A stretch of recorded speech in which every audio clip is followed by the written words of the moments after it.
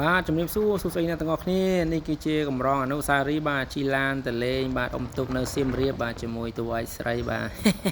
មកជីក្នុងកាប៊ីននេះបាទជីខាងគូតក្រោយបាទអូអាណិតគាត់មែនតើហើយមិនតែពីរនេះនៅមានម្នាក់ទៀតបាទនេះណែបាទតួឈ្នាននេះបាទមួយស្រីខ្ញុំម៉ាប់បាទថតតែពីរនេះអត់បានទេបាទតើមានវត្តមានគាត់មួយដែរហើយក៏ឆ្ងល់មិនបានជើងជីខាងគូតក្រោយបាទមិនមែនជីអត់អស់ទេយើងទៅពីរឡានហើយមានឡានមួយទេគាត់ទៅលាយប៉ុន្តែក្មួយខ្ញុំដឹងស្រាប់តែក្មេងៗគាត់ចូលចិត្តជីក្រោយជីក្រោយសប្បាយមែនបាទយេកន្លែងនេះកន្លប់កាប់ផ្ងាកាមេរ៉ាហើយបាទឡានយើងជីទៅវាធម្មតាខ្យល់អីចឹងទៅយើងទប់អត់ជាប់បាទឥឡូវតែនិយាយឥឡូវដល់សៀមរាបហើយបងប្អូនអើយបាទប៉ុន្តែអត់ទាន់ទៅដល់អង្គរទេគឺយើងមកបាទទីតាំងមួយកន្លែងបាទនេះគឺជាទីលានប្រណាំងឡានបាទហើយក៏ជាកន្លែងមួយដែលក្មួយស្រីខ្ញុំប្រាថ្នាចង់មកដល់បាទ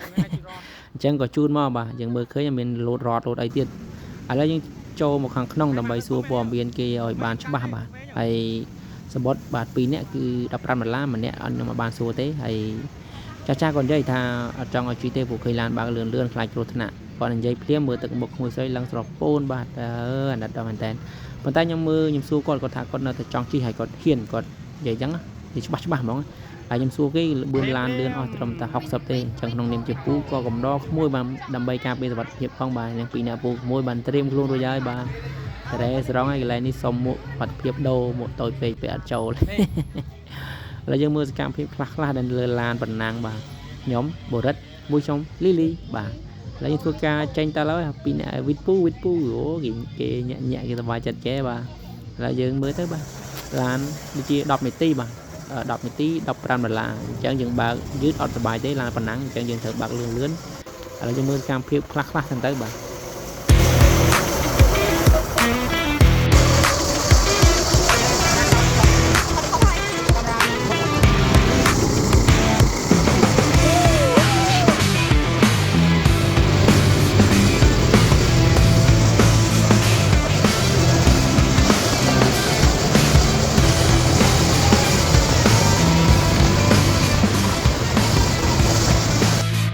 ពេលវេលា10នាទីបានកន្លងផុតទៅយ៉ាងលឿនបាទពេលវេលាក្តីសុខហ្នឹងគឺលឿនបំផុត